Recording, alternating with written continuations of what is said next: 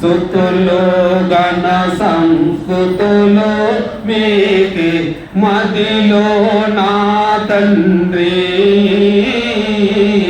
పతి విషయ పార్థన సమయంబున కృతజ్ఞతా స్తోత్రము తండ్రి పతి విషయ పార్థన సమయంబున కృతజ్ఞత స్తోత్రము తండ్రి. బోలో యేసు మహారాజుకే దేవునికి మహిమ కలుగును గాక. పరిశుద్ధ అలంకారములను ధరించుకొని ఆరాధించుడి అంటే దాన్ని ఎలాగా ఆరాధించాలి అంటే పవిత్రమైన పెదవులతో ఆరాధించడం. ఎలాగా? పవిత్రమైన పెదవులతో. కపటము దోషములు ఆడుకుంటూ కొండెములు ఆడుకుంటూ నానాగా విధములైన మాటలు మాట్లాడుకుంటూ, అంటే మీరు ఇద్దరు చెప్పింది కూడా కొద్దిగా ఆల్మోస్ట్ అలాగనే వస్తాయి. పవిత్రముగా ఆలోచించంటే ఇక్కడ ఏముందంటే పవిత్రమైన పెదవులతో ఒకటి అలాగా ఆరాధించాలి. రెండోది ఎలాగంట? పవిత్రమైన చేతులతో. పవిత్రమైన చేతులతో అంటే చేతులు పవిత్రములే కదా. చేతులు ఏముంటాయి? చేతులకు పవిత్రమైన పెదవులు అంటే కొన్ని ఒకరికి దూషించే మాటలు ఉండొచ్చు, తిట్టే మాటలు ఉండొచ్చు. అంటే పెదవులు అంటే అలాగా ఉంటాయి అనుకున్నాం. చేతులు కూడా ఎట్లుండాలంట? పవిత్రమైన చేతులంట. చేతులకు ఏమో అడ్డంకము ఉంటుంది, ఏమి అనార్థము, దీనికి ఏమంటారు, దాన్ని అపవిత్రత తగులుతుంది చేతులకు. ఒకరి బోలో యేసు మహారాజుకే దేవునికి మహిమ కలుగును గాక. అలాగా అది కరెక్ట్. ఒకరిని చంపిన, పాపపు రక్తము చేతులకు తగిలిన, పాపము ఈ చేతులతో ఎన్నో చేస్తూ ఉంటాం మనం. పాపముతో ఈ చేతులు ఎన్నో చేస్తూ ఉంటాం. ఒకని గొంతు బిస్కడము ఈ చేతులతోనే చేస్తాం, అది పాపమే. నిష్కారణంగా ఒకరిని కొడతాం ఎంతో చేతులతోనే, అది పాపమే. అలాంటి అన్ని నువ్వు తప్పు చేసిన వాడిని దండించవచ్చు. నిర్దోషి అయినట్టు వాడిని చేతులతో కొడితే పాపమే.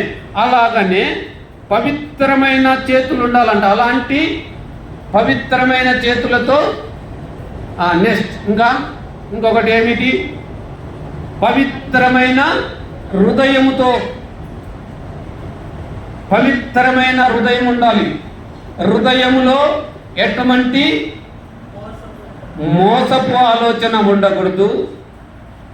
మోసపు ఆలోచనలతో ఎప్పుడెప్పుడు ఎవరిని ఏ విధముగా వంచన చెయ్యొచ్చు, ఎలాగా దోచుకోవచ్చు, ఏమి చెప్తే వాళ్ళు నమ్ముతారు, వాళ్ళని ఏ విధంగా నమ్మించాలి, ఇలాంటివన్నీ ఎక్కడి నుండి పుడతాయి? హృదయంలో నుండి పుడతాయి. అలాంటి హృదయం కాదు కావాల్సింది దేవునికి. ఏం కావాలంట? పవిత్రమైన హృదయముతో దేవుణ్ణి ఆరాధించాలంట. బోలో యేసు మహారాజుకి. అలాగనే మనం ఇందాక ఏం చదువుకున్నాము? 6వ వచనము. ఇంకొకసారి చదవండి అమ్మది. ఘనత ప్రభావములు ఆయన సన్నిధిన ఉన్నవి, బహు సౌందర్యములు పరిశుద్ధ స్థలములో ఉన్నవి. చాలు. ఘనత ప్రభావములు ఎక్కడున్నాయి? ఆయన సన్నిధిలో ఉన్నాయి. బల సౌందర్యము ఆయన పరిశుద్ధ స్థలములో ఉన్నాయి. సన్నిధి అది, పరిశుద్ధ స్థలం అది.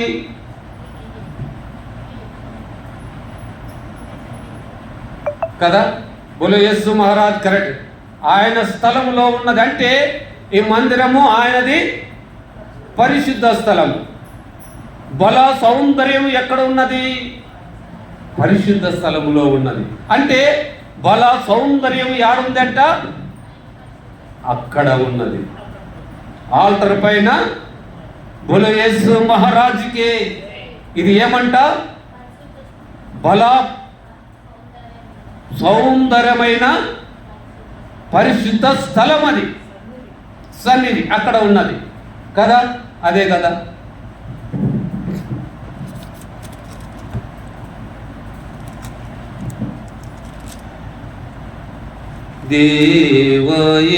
దేవయేహోవా స్తుతి పాత్రుండ పరిశుద్ధాలయ పరమ నివాసం దేవయేహోవా. ఇక్కడ చూడండి 6వ వచనంలో చూద్దాం. ఘనత ప్రభావములు ఆయన సన్నిధిన ఉన్నవి. ఆయన సన్నిధిన ఉన్నాయి. అంటే యాది సన్నిధి? ఆయన సన్నిధి ఇది ఆయన మందిరం. ఆయన మందిరములో ఘనత ప్రభావములు ఉన్నాయి. మరి నెక్స్ట్ ఆ లైన్లో చదవమ్మా. బలా సౌందర్యములు ఆయన పరిశుద్ధ స్థలములో ఉన్నవి. బోలో యేసు మహారాజుకే. ఆయన పరిశుద్ధ స్థలములో ఉన్నాయి. ఘనత ప్రభావములు ఎక్కడున్నాయంటే ఆయన మందిరములో ఉన్నాయి. బల సౌందర్యములు ఎక్కడున్నాయి అంటే పరిశుద్ధ స్థలములో ఉన్నాయి. దేవుని మందిరములో ఎంత అమూల్యముగా ఉంటుందో మనం ఒకసారి గమనించాలి. బాగా స్వస్థముగా మందిరములలో ఎలాగా ఉండాలా? ఘనత ప్రభావములు ఎక్కడ ఉన్నాయంటే ఆయన మందిరములో ఉన్నాయి. బల సౌందర్యము ఎక్కడ ఉన్నది అంటే పరిశుద్ధ స్థలములో ఉన్నవి. ఆయన పరిశుద్ధ స్థలములో ఉన్నాడు. పరిశుద్ధ స్థలములో నుండి ఘనత ప్రభావములను మనకు అందిస్తున్నాడు. ఈ విషయాన్ని మనము గుర్తుపెట్టుకోవాలి. దేవునికి మహిమ కలుగును గాక. అలాగనే 1వ పేతురు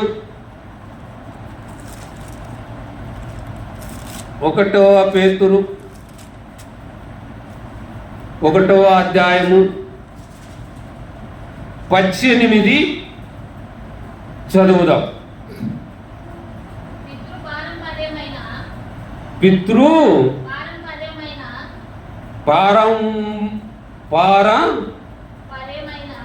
పారంపర్యమైన కదా, కరెక్టే కదా.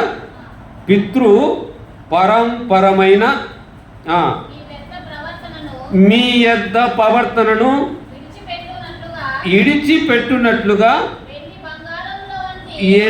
ఎండి బంగారముల వంటి చేయ వస్తువుల చేత మీరు విమోచింపబడలేదు కానీ బోలో యేసు మహారాజుకే. దేవునికి మహిమ కలుగును గాక. ఇక్కడ మీ మందిరములలో ఎట్లుండాలంటే ఘనత ఉంది, ఇంకా ఒకటి ఏముంది? ప్రభావములు ఉన్నాయి. మా పితృవులు ఇలాగనే మాట్లాడినాడు, మా పితృవులు ఇలాగనే ప్రవర్తించినారు, మా పితృవులు ఇలాగనే ఉన్నారు, మేము ఎప్పుడు కూడా ఇలాగనే ఉంటాము, ఇలాగనే మాట్లాడతాము, ఇలాగనే ప్రవర్తిస్తాము, నేను ఇంతే, నేను ఇలాగనే ఉంటాను అని ఎప్పటికే కూడా నువ్వు అనుకోవద్దు. ఇక్కడ ఏం చెప్తున్నాడంటే అలా నువ్వు ఉండవద్దు.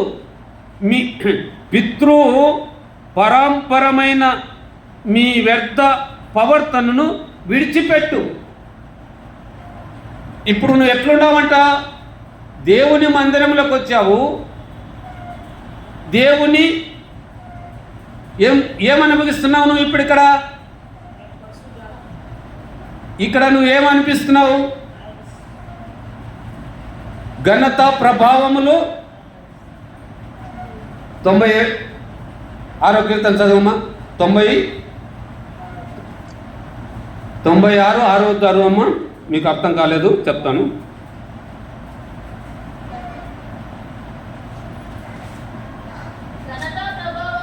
ఘనత ప్రభావములు ఆయన సన్నిధిలో ఉన్నది చాలమ్మ. ఘనత ప్రభావములు ఆయన సన్నిధిలో ఉన్నాయి. ఆ సన్నిధిలో నువ్వు ఏడుండవు? ఉండవు. ఆ సన్నిధిలో నువ్వు ఉండవు కదా. ఘనత ప్రభావములు ఇయ్యడానికి యేసు ప్రభు గారు పరలోకము విడిచిపెట్టి భూమి మీదకి వచ్చాడు. కానీ నువ్వు ఏం చేస్తున్నావు? నువ్వు అలా ఉండడం లేదు. ఎలా ఉంటున్నావు నువ్వు?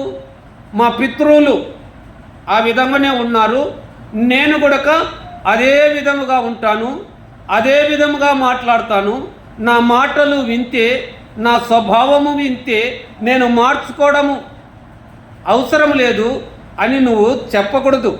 ఏం చెప్తున్నావంట? పితృ పరంపరమైన మీ వ్యర్థ ప్రవర్తనను విడిచిపెట్టు. నీ పితృవులు నువ్వు ముందు ఎలాగ ఉన్నావో, నీ జీవితం ముందు ఏదో, మీ కుటుంబము ఏదో, నీ తరగతి, నీ వెనకల మీ పితృవులు అంటే వాళ్ళే కదా, తల్లిదండ్రులు, తాత ముత్తాతలు, అవన్నీ నువ్వు విడిచిపెట్టు. నువ్వు ఎప్పుడు ఎక్కడున్నావంట? దేవుని సన్నిధిలో ఘనత ప్రభావముల దగ్గర నువ్వు ఉండవు. పరిశుద్ధ స్థలములో నుండి నీవు ఎదురు చూస్తున్నావు. కనుక నీ పితృవులది నువ్వు, నీ పితృవు పరంపరమైన మీ వ్యర్థ ప్రవర్తనను విడిచిపెట్టు. వెండి బంగారం ఉండమ్మా, ఒక నిమిషము నేను చూసుకున్న తర్వాత నాకెందుకని కావాలా. వెండి కను చదవమ్మా. ఎండి బంగారముల వంటి చేయ వస్తువుల చేత విమోచింపబడలేదు కానీ అంటే ఏం అర్థమైంది ఇక్కడ మీకు?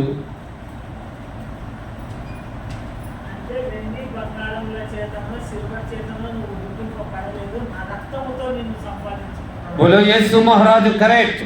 నీవు ఎండితోనూ బంగారముతోనూ ఇంకా ఒక మట్టితోనూ ఇంకొక చెక్కతోనూ దానితోనూ దీనితోనూ నువ్వు చేయబడలేదు.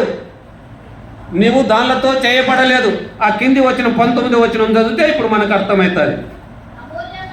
అమూల్యమైన రక్తము చేత అనగా నిర్దోషమును నిష్కలంకమునకు గొర్రె పిల్ల వంటి క్రీస్తు రక్తము చేత విమోచింపబడితివని మీరు వెరుగుదురు కదా. ఎవరి చేత? క్రీస్తు యేసు ప్రభువు రక్తము చేత మనము, ఆయన చేత విమోచింపబడిన మనము, సృష్టింపబడిన మనం ఏదో ఒక చెక్కతోనో బంగారుతోనో వెండితోనో ఒక వస్తువులతో మనము తయారు చేయబడిన వారము కాదు.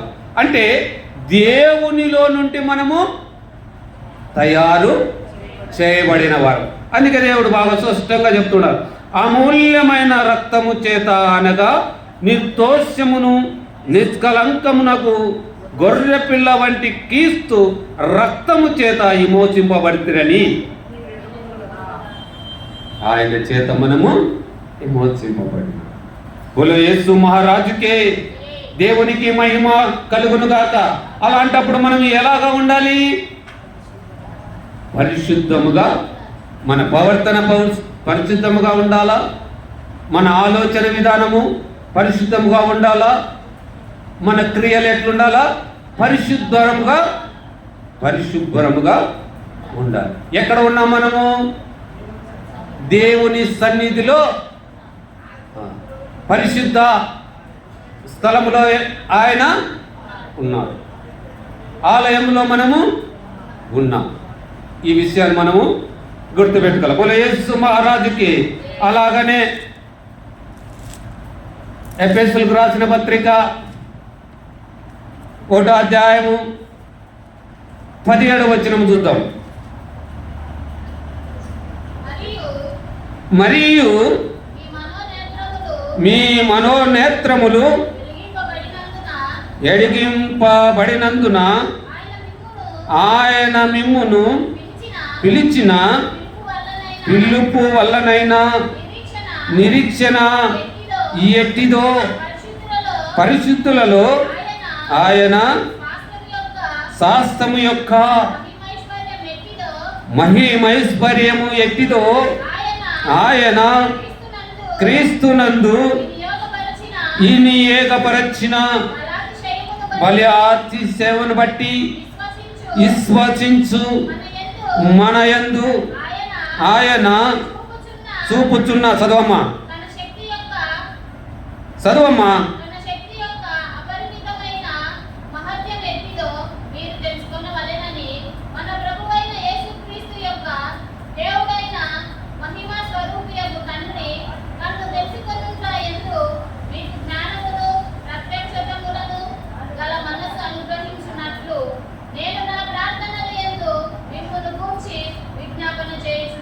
బోలో యేసు మహారాజుకు ఎవరు చేస్తున్నారు ఇది? అపొస్తలుడైన పౌలు గారు చేస్తున్నారు. ఇలాగా మీరు మందిరములలో ఉండండి.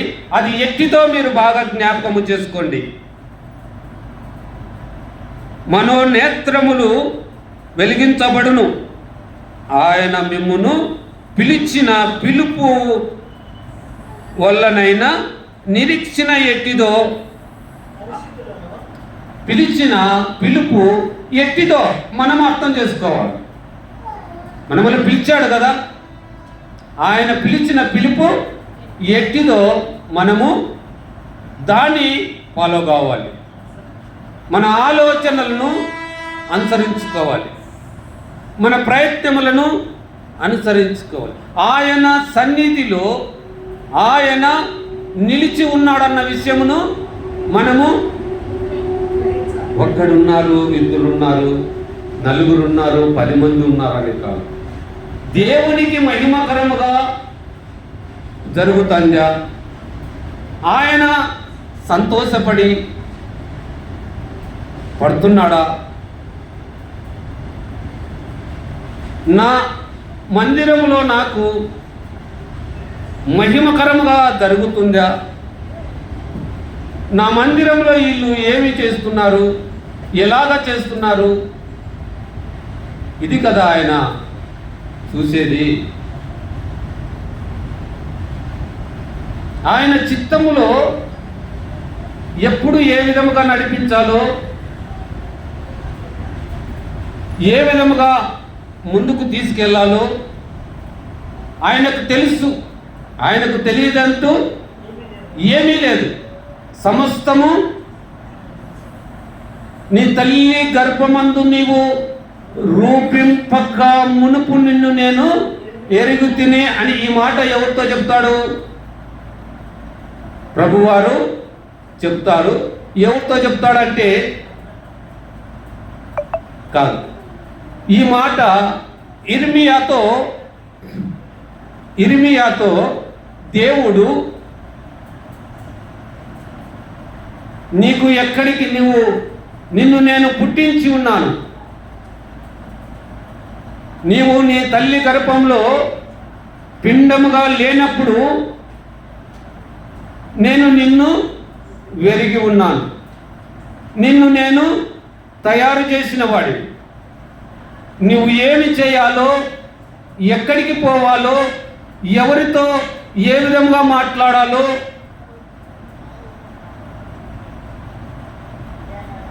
ఎవరి దగ్గర నువ్వు ఏ విధంగా ప్రవర్తించాలో అన్నీ నేను నీకు నేర్పుతాను. నేను పొమ్మన్న చాటికల్లా నువ్వు పో, నీవు ఉండు, నీవు ధైర్యంగా మాట్లాడు. నీవు అలా మాట్లాడని పక్షముగా నేను వారి ముందర నీకు నేను తక్కువ చేసేదను. నువ్వు ఎప్పుడైతే ధైర్యంగా మాట్లాడతావో నేను నీకు తోడుగా ఉంటానని ప్రభు అయిన యేసు క్రీస్తు వారు ఇర్మియాకు తెలియపరుస్తున్నాడు. అంటే దేవుడు మనకు తోడుగా ఉంటే మనకి ఏదన్నా కొదవ ఉంటుందా? ఏది కూడా కొదవ ఉండదు. ఎందుకంటే ఆయన సృష్టికర్త అయిన దేవుడు. ఏదైనా ఆయన చేస్తామని తర్వాత అది చేయకోకుండా ఉండేవాడు కాదు. నెరవేర్చే దేవుడు ఆయన, కృప చూపే దేవుడు ఆయన, మాట ఇచ్చి మాట తప్పేవాడు కాదు. నీ ఆలోచనల వంటివి కాదు నా ఆలోచనలు, మీ క్రియల వంటివి కావు నా క్రియలు అని సెలవిచ్చిన దేవుడు ఆయన, సృష్టికర్త అయిన దేవుడు ఆయన, ప్రేమేశ్వర రూపుడు. నీ ఆపత్కాలములో నీవు నాకు మొర్రపెట్టుము, నేను నీకు ఉత్తరమిస్తాను అన్నాడు. కనుక మనం దేవుని మందిరంలో ఉన్నప్పుడు అనాలోచనలతో కానీ నిర్లక్ష్యములతో కానీ ఇలాగా మనము ప్రవర్తించకూడదు. సుతులు గణ సంస్కృతులు మీకి మదిలో నా తండ్రి, పతి విషయ ప్రార్థన సమయంబున కృతజ్ఞతా స్తోత్రము తండ్రి, పతి విషయ ప్రార్థన సమయంబున కృతజ్ఞతా స్తోత్రము తండ్రి. సుతులు గణ సంస్కృతులు మీకి మదిలో నా తండ్రి. బోలో యేసు మహారాజుకే. అదే 1 పేతురు 2వ అధ్యాయం 9వ వచనం ఒకసారి చూద్దాం.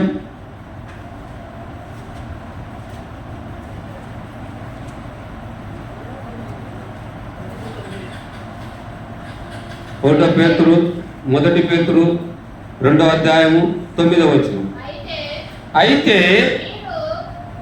అయితే మీరు చీకటిలో నుండి ఆశ్చర్యకరమైన తన వెలుగులోనికి మిమ్మును గుణాతిశయములను ప్రచురము చేయు నిమిత్తము ఏర్పరచబడిన వంశమును, రాజులైన యాజక సమూహమును, పరిశుద్ధ జనమును, దేవుని సొత్తైన ప్రజలై ఉన్నారు. బోలో యేసు మహారాజుకి. దేవునికి మహిమ కలుగును గాక.